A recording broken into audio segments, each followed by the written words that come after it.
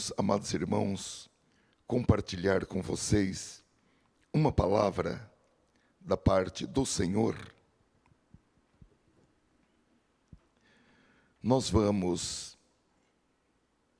ler esta palavra, que é a continuação de algumas mensagens que nós temos falado a respeito do homem de Deus. 7 práticas para medir homens e mulheres de Deus. É a 7ª mensagem sobre esse tema. Nós vamos ler na primeira carta de Paulo a Timóteo,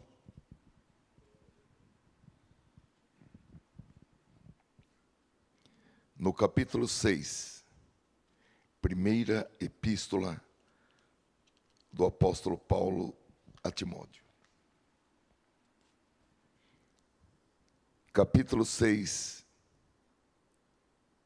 versículo 11, que diz assim: Mas tu, ó homem de Deus, foge destas coisas e segue a justiça, a piedade, a fé, a caridade, a paciência, a mansidão. Amém. Ó Senhor, nós vamos agora desenvolver uma meditação nessa sagrada escritura que acabamos de ler.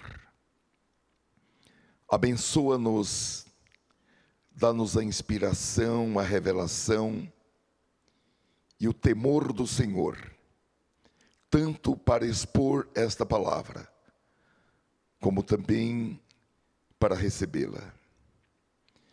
Eu quero pedir ao Espírito Santo que me ajude na transmissão desta palavra, mas também peço ao Espírito Santo que venha por meio da divina revelação suprir as minhas deficiências e faltas na transmissão desta palavra, para que todos tenham o entendimento projetado pelo Espírito Santo para esta noite, e que nós possamos ser enriquecidos, curados, abençoados, prosperados, libertados por meio da santa palavra de Deus. Que esta palavra possa gerar em nós a fé que move montanhas, em nome de Jesus Cristo. Amém. Meus queridos, nós encontramos na palavra de Deus uma espécie de fotografia, uma espécie de retrato falado daquilo que um homem e uma mulher de Deus devem ser. Quais são as suas características? E meus queridos irmãos, a grande necessidade do mundo, a grande necessidade do nosso tempo é de homens e de mulheres de Deus. O mundo não precisa tanto de engenheiros ou de químicos ou de médicos ou de economistas. A grande necessidade do mundo é de homens e de mulheres de Deus. Porque se existirem homens e mulheres de Deus, em todos os ambientes, em todas as ruas, em todas as praças, em todas as universidades, nos supermercados, à margem dos rios, dos lagos, todos esses lugares serão abençoados, serão saudáveis. Glória a Deus. E por que existe necessidade de homem de Deus? Ou melhor, porque faltam homens e mulheres de Deus? Porque homens e mulheres de Deus, eles não são o resultado de uma preparação acadêmica. Não há escolas que formem homens de Deus. Existem escolas que formam cientistas da religião ou das religiões. Existem escolas que formam teólogos. Mas não existem universidades que formem homens de Deus e mulheres de Deus. Nem mesmo as escolas teológicas católicas, protestantes, evangélicas, formam homens de Deus. Formam teólogos. Assim como também, homens de Deus e mulheres de Deus não são produtos de evolução genética e nem mesmo produtos do DNA de uma família. Eu acho que o grande exemplo da Bíblia para comprovar essa assertiva é aquele homem chamado Nabal, que foi casado com Abigail. A Bíblia diz que ele era rude e mau. E era um homem irado. Tão irado que ele teve uma divergência com a mulher. Isso lhe causou um infarto agudo no coração e ele morreu. E ele era da casa de Calebe. Então, herança genética não formam homens de Deus ou mulheres de Deus. Homens e mulheres de Deus são gerados pelo Espírito Santo. São moldados, são transformados pela palavra. E eles são treinados pela igreja. Glória a Deus.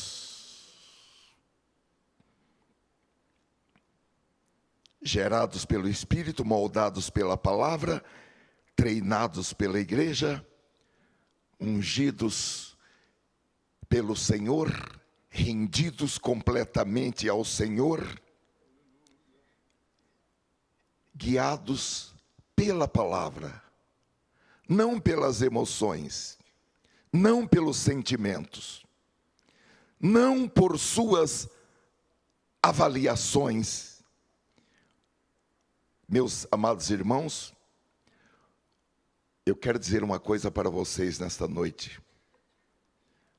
Os céus estão procurando homens de Deus.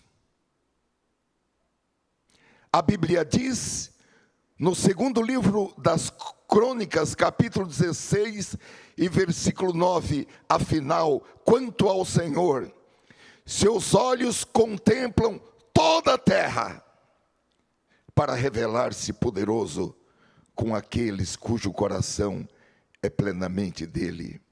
E de forma expressa, o Salmo 106, versículo 1,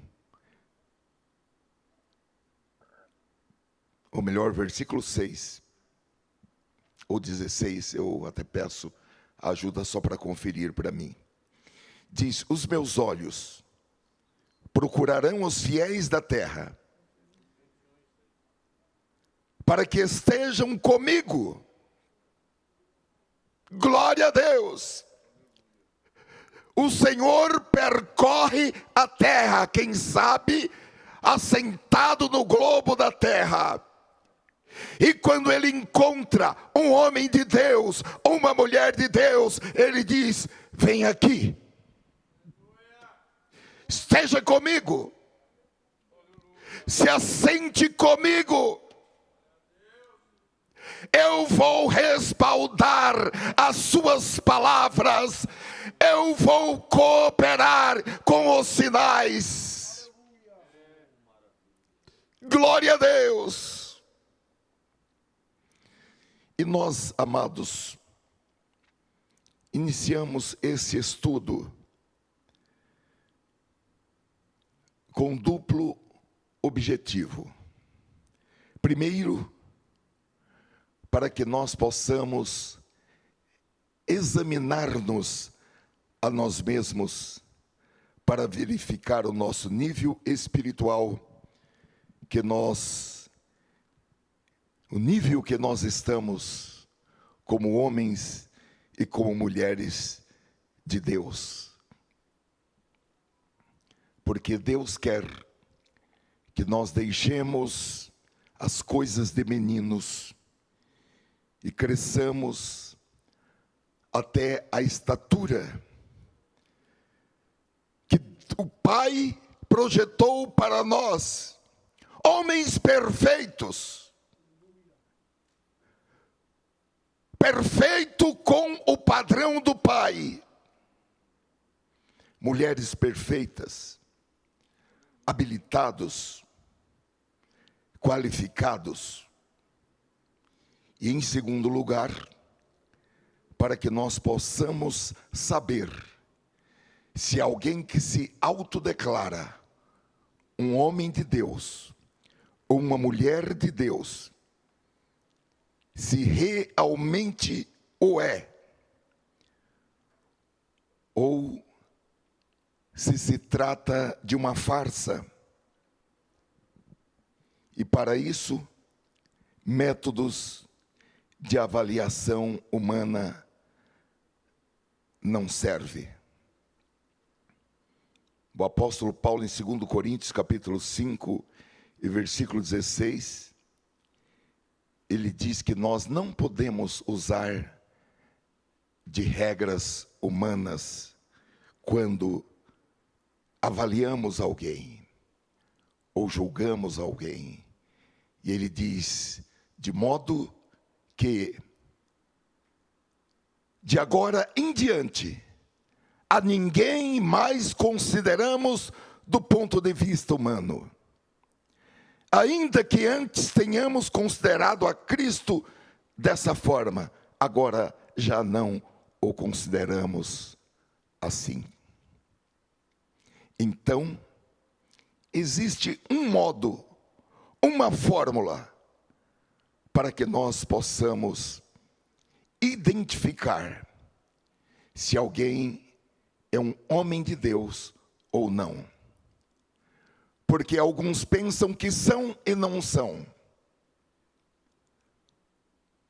Alguns sabem que não são, mas querem agir como quem são. E nós precisamos ter essa identificação de uma maneira precisa. E a Bíblia diz que, em parte, profetizamos, discernimento espiritual, e em parte conhecemos a aplicação simples e pura do conhecimento da palavra de Deus. Nós já aprendemos e já vimos em Mateus capítulo 22, capítulo 7, versículo 22, que dons, a exposição de dons, não são credenciais suficientes para que alguém possa ser considerado por nós como um homem de Deus ou uma mulher de Deus. Porque naquele dia muitos me dirão, disse Jesus, Senhor, Senhor, não profetizamos em teu nome? Em teu nome não expulsamos demônios? Em teu nome não realizamos muitos milagres? Então lhes direi claramente, nunca os conheci. Apartem-se de mim, vocês que praticam o mal. Agora, meus amados irmãos, o sonho de consumo de cada crente, o desejo de cada crente, a paixão de cada crente, A loucura de cada crente deve ser chegar a uma posição de crescimento espiritual que possa ser considerado, primeiramente, no meio da sua família, mas também no meio em que vive, seja ele social, profissional, religioso, como um homem de Deus e uma mulher de Deus. Agora, para isso, é preciso crescimento espiritual. Gálatas capítulo 4, versículo 1, o apóstolo escreveu o seguinte: digo, pois, que todo o tempo que o herdeiro é menino, em nada difere do servo, ainda que seja senhor de tudo, mas está debaixo de tutores e curadores, até ao tempo determinado pelo Pai. Essa é uma questão séria, irmãos. Eu tenho pensado muito a esse respeito já há muitos anos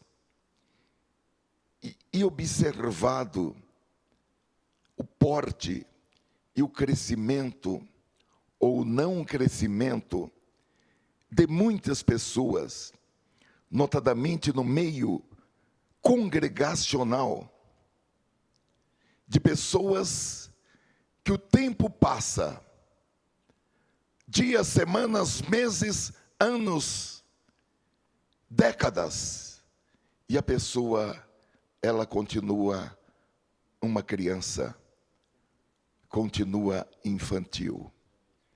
Paulo enfrentou esse problema lá na igreja de Corinto. Ele tinha visões e revelações para serem entregues à igreja de Corinto, mas quando ele fez uma avaliação, ele percebeu que eles não estavam prontos para receberem aquelas visões e aquelas revelações, a ponto dele escrever: a partir de agora passo a descrever visões e revelações. E ele só contou uma, do homem que foi até o terceiro céu, mas ele falou que era plural, eram visões e revelações. E depois ele teve que escrever: eu lamento, eu gostaria de escrever a vocês como a espirituais, mas ainda eu tenho que escrever, que falar acerca das primeiras letras do ABC, da propedêutica do Evangelho. E agora, nós não temos aquelas visões e revelações por culpa dos meninos e das meninas lá de Corinto. Que triste. E o próprio apóstolo, ele nos deixou a sua experiência em 1 Coríntios capítulo 13 e versículo 11, que ele diz: quando eu era menino, falava como menino, sentia como menino, discorria como menino, mas logo que cheguei a ser homem, acabei com as coisas de menino. Olha, queridos irmãos e irmãs, por mais estranho e por mais sem sentido que pareça, quando nós consideramos a espiritualidade de muitos crentes, às vezes sem muito esforço, nós podemos ver tanta espécie de infantilidades sendo praticadas no dia a dia, inclusive no ambiente congregacional. Coisas como teimosia, descontrole emocional, impulsividade. Obviamente, o que está dentro da pessoa, só Deus sabe. Mas quando a pessoa abre a boca, quando a pessoa olha, quando a pessoa senta, quando a pessoa levanta, quando a pessoa caminha, Quando a pessoa fala, e nós aprendemos com os psicólogos que a pessoa não fala só com a boca, ela fala com os olhos, ela fala com a testa, ela fala com expressões corporais. A gente identifica características infantis. Eu quero citar um rol de comportamentos que vai ajudar a que nós identifiquemos graus de infantilidade. Porque qualquer pessoa, eu vou falar vários comportamentos, que pense, ou que fale, ou que se comporte de acordo com essas mentalidades que eu vou citar, e com outras semelhantes.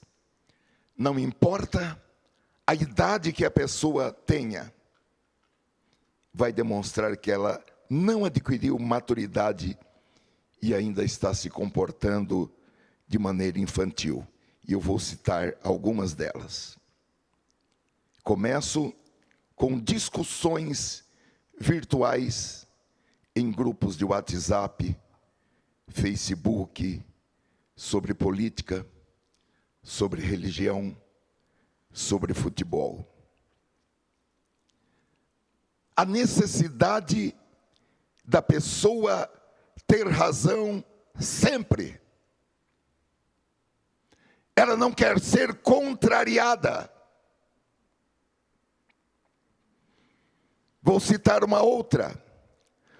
Fofocas de qualquer espécie em grupos de WhatsApp da família, de irmãos, do trabalho. Um homem espiritual, uma mulher espiritual, ela não vai discutir razões no grupo de WhatsApp da família, porque esses grupos de WhatsApp têm trazido muitos problemas entre as famílias.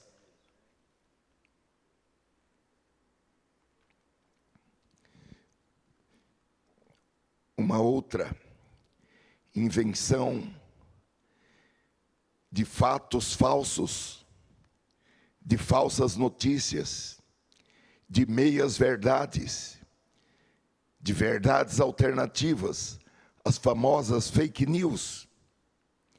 E às vezes a pessoa não é prudente, ela recebe um vídeo que é uma mentira, uma fake news, e ela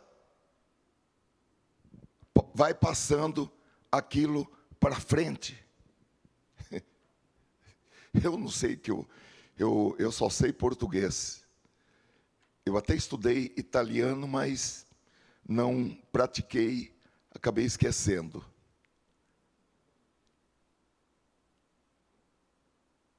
Mas há pouco tempo saiu um vídeo, logo que o presidente foi na Rússia, saiu um vídeo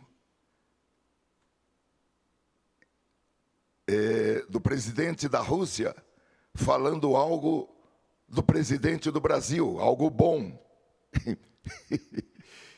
Eu não sei se aquilo lá, não sei russo, mas eu li em alguns lugares que o presidente lá da Rússia não estava falando nada daquilo do presidente brasileiro.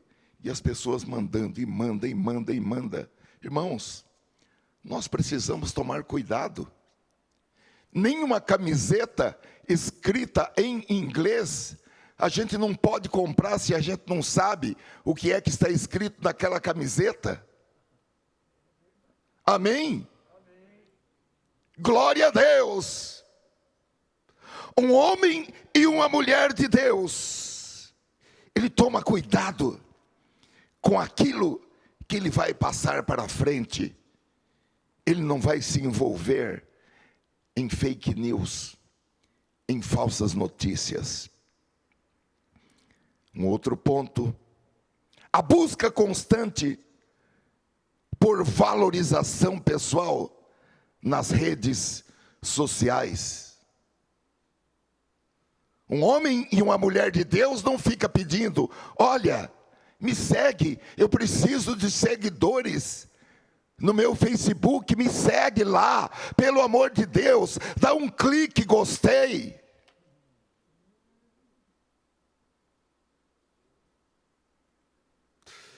Comportamento infantil. Ah, mas no mundo faz isso. Mas isso é lá no mundo. Lá são os perdidos, sem Deus, sem paz, sem salvação. E os perdidos precisam de aplausos. Um homem de Deus e uma mulher de Deus não precisa de aplausos. Ele precisa que Deus o encontre e diga: você vai ficar comigo, e eu estarei com você, aonde você pisar eu piso também. Eu vou respaldar a sua pregação com sinais, com prodígios e com maravilhas. Aleluia. A busca por valorização pessoal nas redes sociais, a intransigência é um outro exemplo de infantilidade. Eu falei, está falado. Mas está errado, pai. Mas aqui quem manda sou eu. Eu falei, está falado.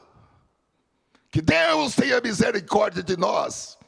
E que nós saibamos falar para o filho, falar para a esposa, falar para o empregado: por favor, me perdoe, eu estava errado.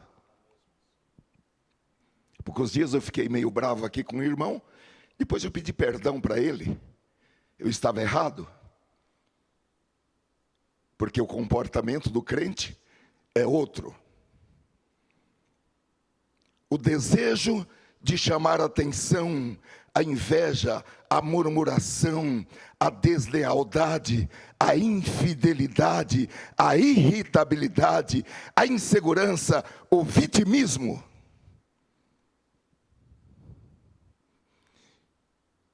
E o espírito, irmãos, não sei se é o espírito do mundo ou espíritos malignos, doutrinaram as pessoas para que as pessoas pensem que ser adulto é apenas com o passar dos anos, que é apenas abandonar os brinquedos, os jogos de infância. Mas a verdade, irmãos, é que crescer é muito mais do que isso. É necessário crescer em maturidade, amadurecimento. Isso significa amadurecimento emocional, amadurecimento sentimental, amadurecimento intelectual e, obviamente, amadurecimento ou crescimento espiritual. Glória a Deus. Amadurecimento sentimental. Há pessoas que, se você não ficar falando para ela: eu te amo, eu te amo, eu te amo, você é lindo, você é linda. Ah, está faltando, você não falou hoje que eu sou bonito. Você não falou hoje que eu sou linda. Ah, por que você está triste? Ah, porque você não falou que eu sou linda.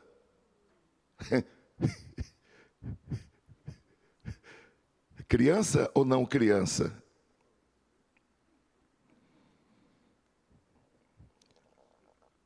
Aleluia, bendito seja o Senhor. A maturidade física independe da nossa vontade. Se nós formos relativamente saudáveis, e comermos relativamente independentemente da nossa vontade, nós vamos ter maturidade física. Porém, meus amados irmãos, a maturidade na alma, a maturidade do espírito, ocorre quando nós trabalhamos em cooperação com o Espírito Santo. Aleluia. Eu gosto do exemplo de Samuel, aquele homem de Deus, que tudo o que ele falava acontecia infalivelmente. Em 1 Samuel capítulo 2 e versículo 26, ele era jovem, e a Bíblia declara: e o jovem Samuel ia crescendo, e fazia-se agradável assim para com o Senhor, como também para com os homens. Ele ia se desenvolvendo fisicamente, mentalmente e espiritualmente. Ele estava crescendo, ele estava amadurecendo em seus pensamentos, em seus sentimentos, em obras e no espírito. Segundo escreveu Lucas capítulo 2, versículo 52, o mesmo também aconteceu com Jesus. E crescia Jesus em sabedoria e em estatura e em graça para com Deus e os homens. É isso que Deus quer para nós. O Espírito Santo está trabalhando nessa tarefa. A igreja, ela está também trabalhando nessa tarefa. O desejo de Deus é que cada filho, é que cada filha chegue a esse patamar. Nós, os pastores, podemos até orar por enfermos. Podemos fazer casamentos, celebrar funerais, mas essencialmente, em Efésios capítulo 4, versículo 11 em diante, diz que o Senhor deu uns para apóstolos, outros para profetas, outros para evangelistas e outros para pastores e doutores, querendo o aperfeiçoamento dos santos, para a obra do ministério, para a edificação do corpo de Cristo. Na obra do ministério, santos aperfeiçoados, até que todos sem exceção, cheguemos à unidade da fé e ao conhecimento do Filho de Deus, e cheguemos ao homem perfeito, e cheguemos à estatura, à medida da estatura completa de Cristo, para que não sejamos mais meninos inconstantes, levados em roda por todo o vento de doutrina, pelo engano dos homens que com astúcia enganam fraudulosamente. Então, meus amados irmãos, uma pessoa que chegou à estatura de varão perfeito, uma pessoa que chegou à estatura completa, à medida da estatura completa de Cristo, ela não fala impensadamente, ela não age por impulso, mas ela mantém uma constante vigilância sobre o seu comportamento. E ela, antes de falar, ela discerne bem aquilo que ela vai falar, para que as suas palavras sejam palavras que edificam, sejam palavras construtivas, sejam palavras cheias de espírito e de vida. E mesmo seus pensamentos, ela policia para que os seus pensamentos tenham aquelas virtudes da equidade, da piedade, da simplicidade, da moderação e de outras virtudes semelhantes declaradas nas Escrituras, e aquele rol de virtudes que advém do fruto do Espírito. Ela não fica afetada pelas paixões, pelas vaidades, pela soberba da vida, pelos aplausos ou pelas críticas. Ela não perde tempo duelando com os tolos. A Bíblia diz que você não pode dar uma resposta sábia a uma pergunta tola. Você não pode se comprometer com as palavras de um tolo. Que Deus tenha misericórdia de nós e que nós sejamos esses homens e mulheres de Deus. E a igreja está aqui para realizar o treinamento. A igreja está aqui para trabalhar no aperfeiçoamento dos santos, para que os homens e mulheres plantados na igreja de Deus não se movam dos seus lugares por qualquer vento de doutrina, de palavras. Sejam livres das afetações, das inclinações mentais negativas, de coisas que representam infantilidade, mas sejam imitadores do comportamento, tendo o mesmo pensamento, o mesmo raciocínio, consigam chegar às mesmas conclusões, porque pensam com a mente de Cristo. Agora, irmãos, a realidade é que o Espírito Santo está disponível para que todos tenham crescimento espiritual, para que todos tenham prosperidade em sua vida espiritual, para que todos adentrem aos mistérios de Deus e recebam revelações divinas. E como eu já falei para os irmãos, passem a ser homens e mulheres do futuro. Glória a Deus. Eu tenho uma frase que eu já falei aqui 4 vezes, e eu vou falar hoje pela 5ª vez. Deus está pronto e disponível para transformar mendigos espirituais em milionários espirituais.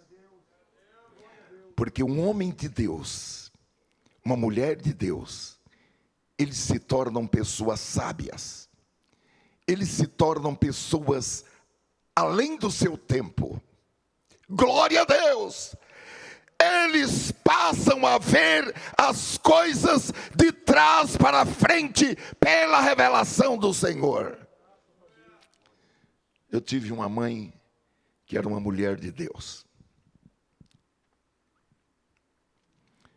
Ela era uma mulher de oração. Ela nunca aprendeu a ler nem escrever, mas ela sabia vários hinos da harpa de cor. E sabia vários salmos também de cor. Sabia ler e escrever? Não. Mas ela era sábia. Eu vou contar um trechinho. Em 1969, eu comecei trabalhando como office boy num cartório, ganhando 40 cruzeiros. Nessa época, o salário mínimo era 170 ou 180 cruzeiros, quase 180. Então eu ganhava algo em torno de 25%, ou um pouquinho menos de 25% de um salário mínimo. 3 meses que eu estava trabalhando nesse emprego, surgiu um emprego para eu trabalhar no Bradesco, ganhando 300 cruzeiros. Foi o que meu pai falou. Ô glória! Meu pai carnal já deu glória antes de subir no monte e falar com Deus. Minha mãe falou o seguinte: esse emprego foi Jesus que preparou para você, e você só vai sair dele quando o Senhor mandar. Eu continuei trabalhando lá, ganhando 40 cruzeiros por mês. Obviamente não era registrado. E o meu patrão, eu louvo a Deus por ele ter me dado esta oportunidade, mas ele não me pagava. E eu continuei trabalhando.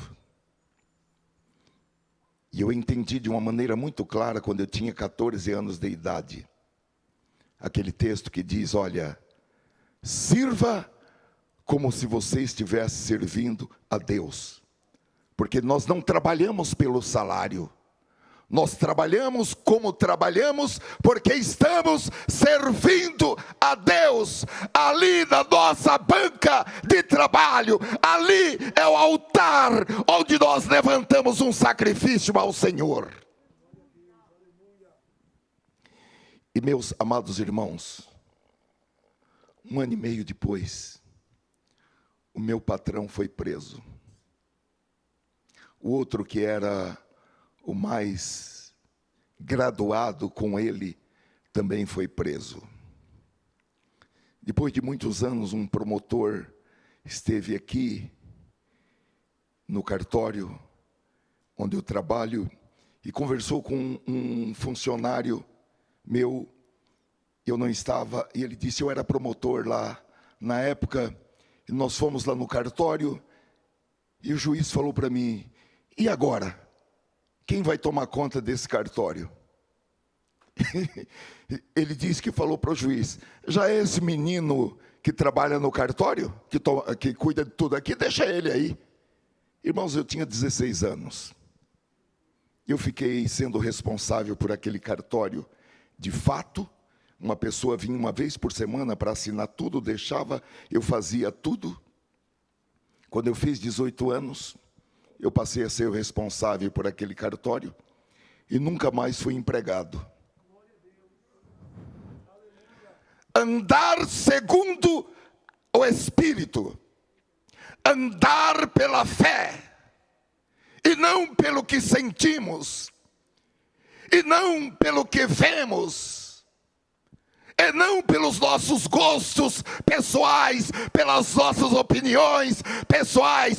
Nós temos que levar as nossas opiniões na cruz, cravá-las na cruz e deixar elas lá. E nem olhar para trás quando sairmos ali de perto da cruz.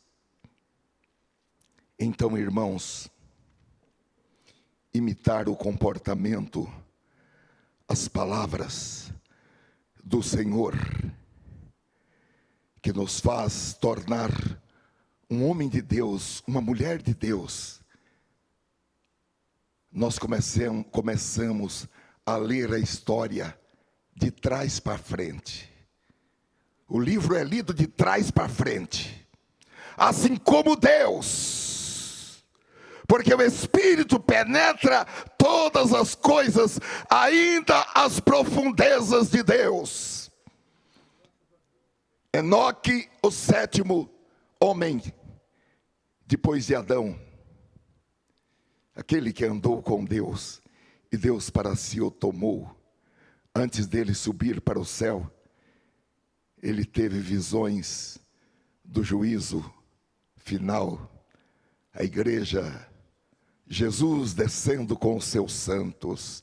Judas capítulo 1, versículo 14. Ele se tornou um homem do futuro, um homem além do seu tempo, um homem que viu coisas que ainda vão acontecer, coisas além deste tempo que nós estamos.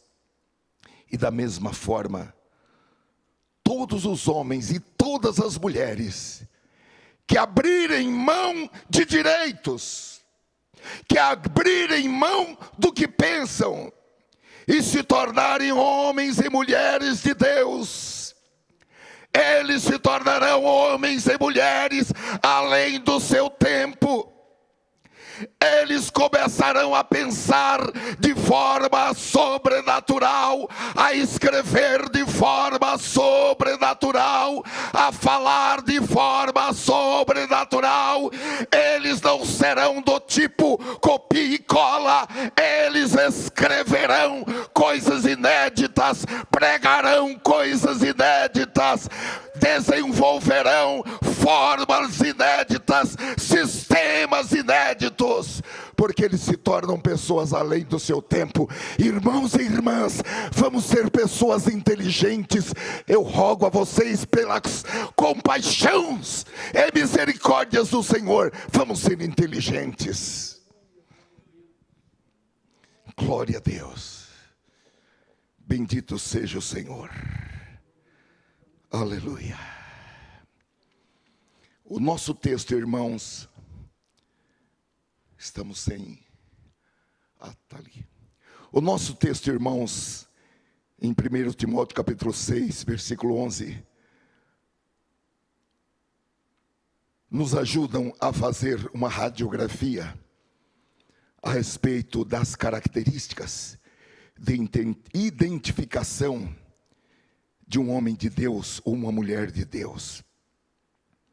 Nós temos aqui 7 pensamentos sobre um homem de Deus. E isso funciona como um termômetro, tanto para medir a nossa própria temperatura, como também para medir a temperatura dos outros. Porque nós, notadamente os pastores, os professores, os líderes, são obrigados a verificar se os espíritos procedem de Deus ou não. Nós não podemos entregar o nosso púlpito para alguém que parece que é, mas não é. Amém, irmãos? Então nós precisamos usar esse termômetro para medir a temperatura dos chamados homens de Deus, tanto daqueles que realmente são homens de Deus, como também daqueles que se auto-intitulam homens de Deus, mas não são. Então, número 1, um homem de Deus é conhecido por aquilo que ele foge. Primeiro, fugir das falsas doutrinas, está no contexto. Fugir dos falsos mestres, está no contexto. Fugir do amor ao dinheiro, está também no contexto. E fugir dos desejos da mocidade, que está na segunda carta. Número 2, um homem de Deus é conhecido por aquilo que ele segue. Primeiro, seguir a justiça. Segundo, seguir a piedade. Terceiro, seguir a fé. Quarto, seguir o amor. Porque o amor deve ser o motor, impulsor de todo homem de Deus, de toda mulher de Deus. Se alguém quer realizar uma tarefa de forma eficiente, somente vai poder realizar essa tarefa de forma eficiente no amor de Deus. E o amor encerra toda a lei. Não é a perícia, não é a técnica, não são as experiências pretéritas, é no amor de Deus. Acredito que todos nós conhecemos o melhor resumo da Bíblia do que é o amor. Em 1 Coríntios capítulo 13, do versículo 1 ao versículo 8, nós encontramos uma descrição impressionante. E hoje à tarde, irmãos, ao preparar essa mensagem, o que me deixou mais impressionado são 7 coisas que eu entendi que elas podem ser realizadas sem amor. São coisas relevantes, porém podem ser feitas sem amor.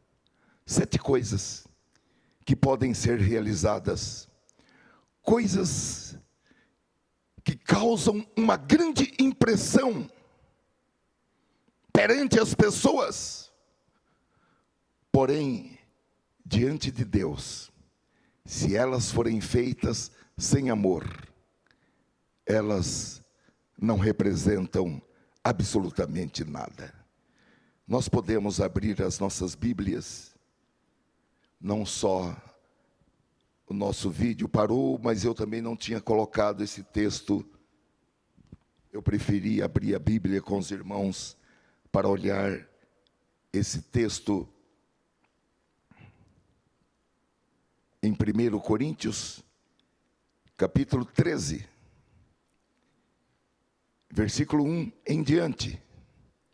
7 coisas, coisas impressionantes, coisas grandes, mas que podem ser feitas sem amor.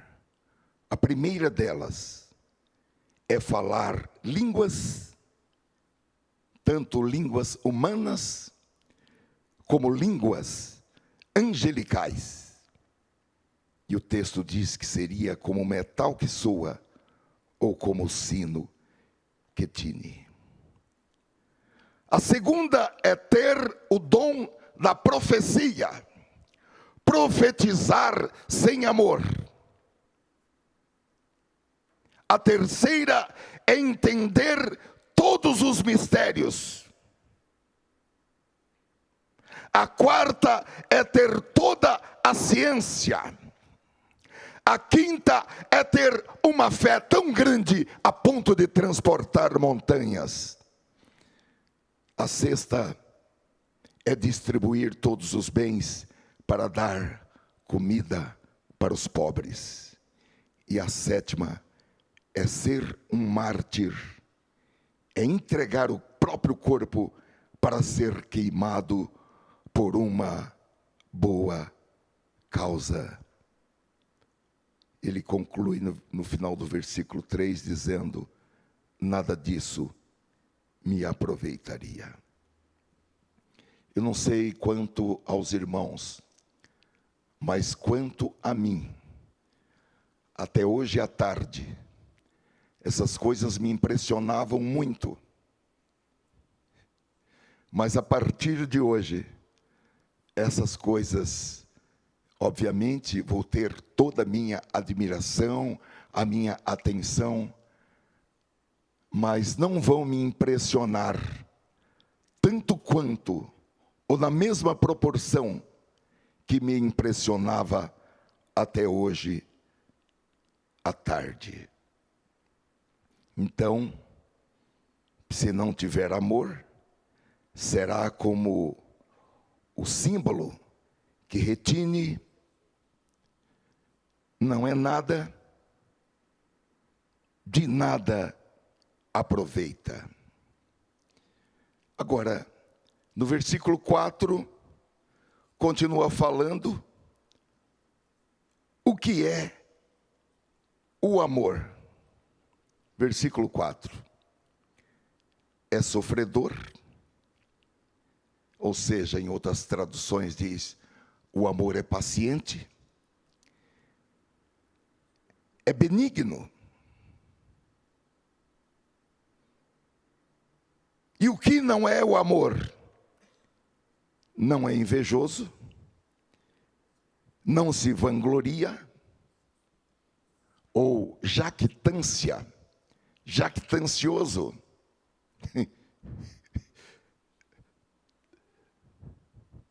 Todas as vezes que vocês verem alguém que vai subir no púlpito, eu fui em tal lugar, e Jesus batizou não sei quantos com o Espírito Santo, e tantas pessoas foram salvas, jactância. Já ganhou o seu galardão. A gente pode até se vocês não ficarem bravos, a gente pode até dar um aplauso para eles, porque só vai ser aqui. Esgota aqui, não sobe para lá. Fica aqui, no âmbito terreno e humano. O amor não é vaidoso, o amor não se ensoberbece. Agora, o amor se regozija com a verdade, tudo sofre, tudo crê, tudo espera, tudo suporta. O amor não se porta de maneira inconveniente. O amor não se comporta de maneira indecorosa. O amor é discreto. O amor não busca os seus próprios interesses, não se irrita, não guarda rancor, não se alegra com a injustiça. O amor nunca acaba. Agora, meus amados irmãos, eu acredito que muitos de nós temos experiências de situações que nós julgávamos ser amor e acabou quando alguém melhor apareceu. Acabou quando nós nos tornamos uma vergonha por causa de algum problema, por causa de alguma doença, por causa de alguma desfiguração. Os irmãos sabem que a maioria dos casamentos acabam por problemas financeiros. A maior parte dos divórcios, a causa principal são problemas financeiros. Tem gente que nem atende o telefone quando o parente endividado liga. Ele está ligando para pedir dinheiro emprestado.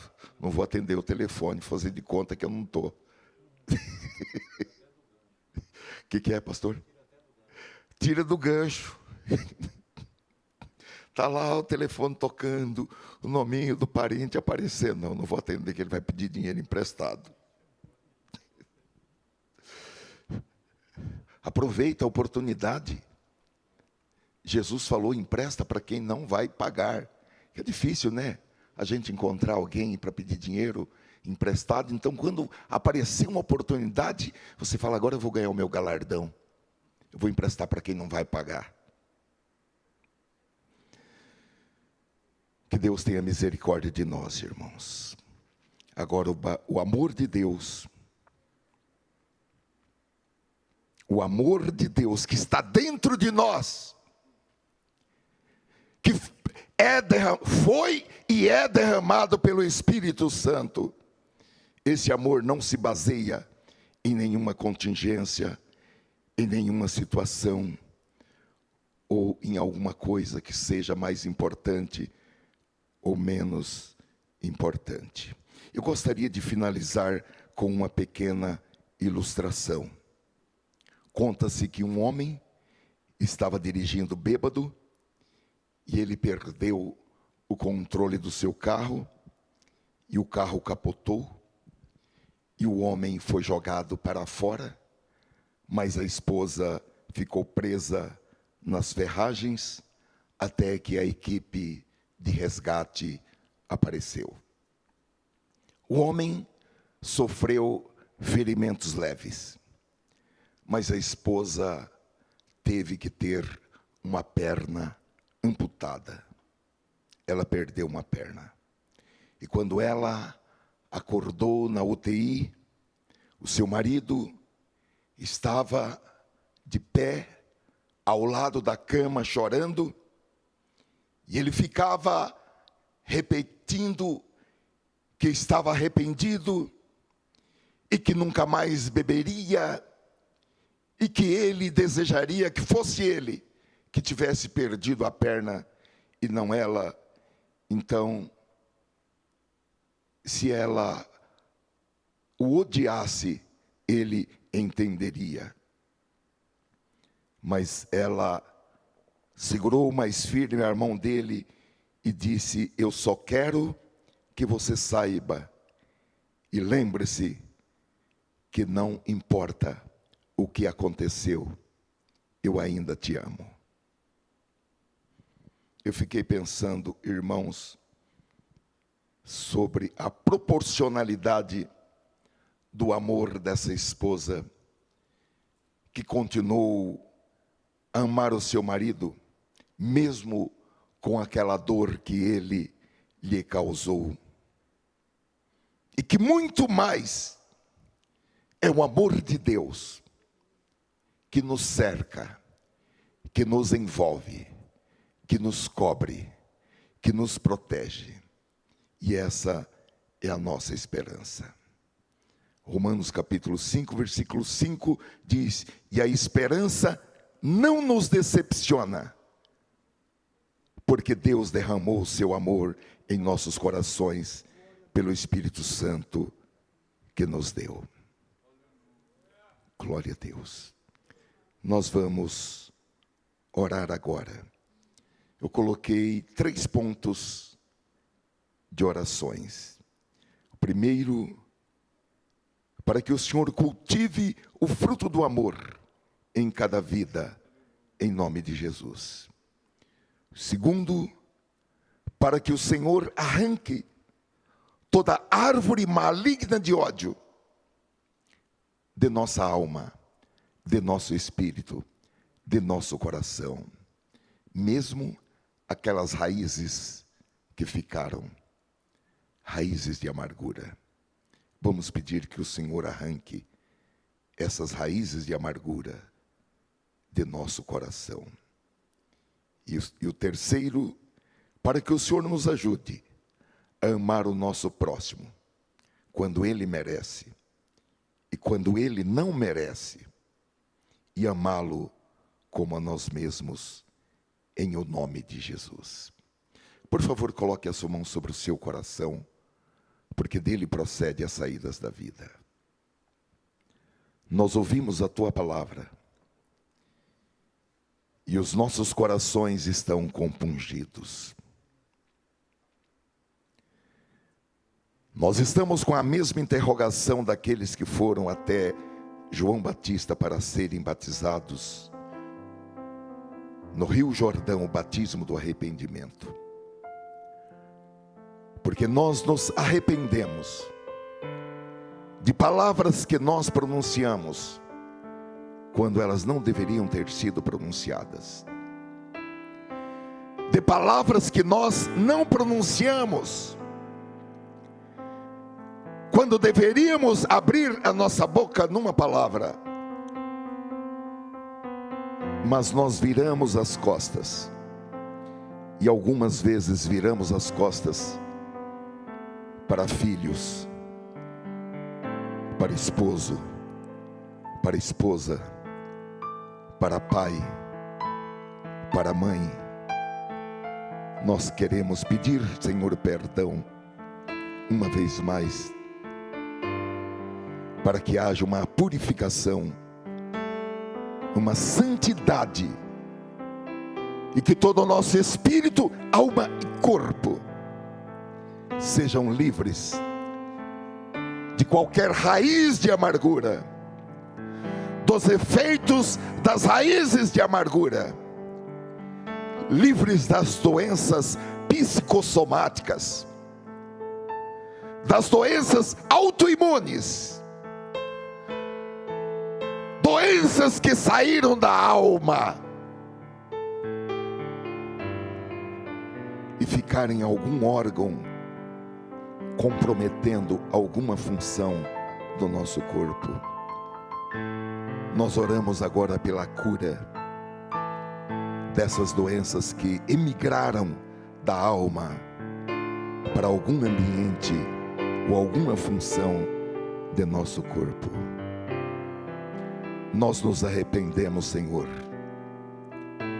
Nós queremos praticar o teu amor, voltar ao primeiro amor, viver as primeiras paixões, as primeiras coisas. Nós queremos nos emocionar quando ouvirmos o nome Jesus. Nós queremos novamente ter um frio no estômago quando ouvirmos o nome do nosso Jesus. Aleluia. Queremos amar como o Senhor amou, avaliar como o Senhor avalia. A ninguém mais avaliaremos segundo a carne.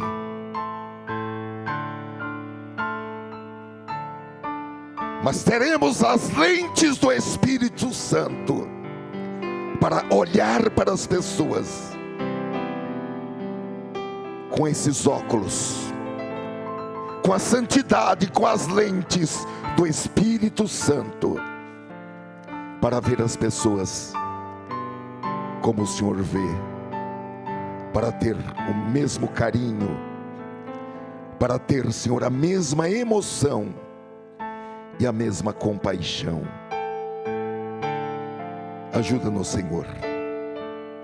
Nós temos que vencer vários fatores carnais, fatores humanos, relacionados com a nossa cultura, relacionados com a forma como nós fomos criados, com a forma como nós fomos educados. Mas nós renunciamos a tudo isso e deixamos que as nossas orelhas sejam furadas, para que sejamos escravos da palavra. Em nome do Senhor Jesus Cristo, abençoa a cada um de nós. Ajuda-nos, Espírito Santo, nas nossas fraquezas. Por favor, ora por nós, Espírito Santo, em nome de Jesus Cristo. Abençoa o teu povo agora, Senhor. Nós vamos voltar para os nossos lares. Dá-nos uma noite de revelações, de visões, uma noite de sonhos espirituais. Como na tua palavra eu dormia, mas a minha alma velava. Leva-nos nesta noite outra vez à sala do trono. Oh, aleluia. Dá-nos revelações da tua glória, revelações do céu. Oh, aleluia. Leva-nos à tua glória, em nome de Jesus Cristo. Aleluia.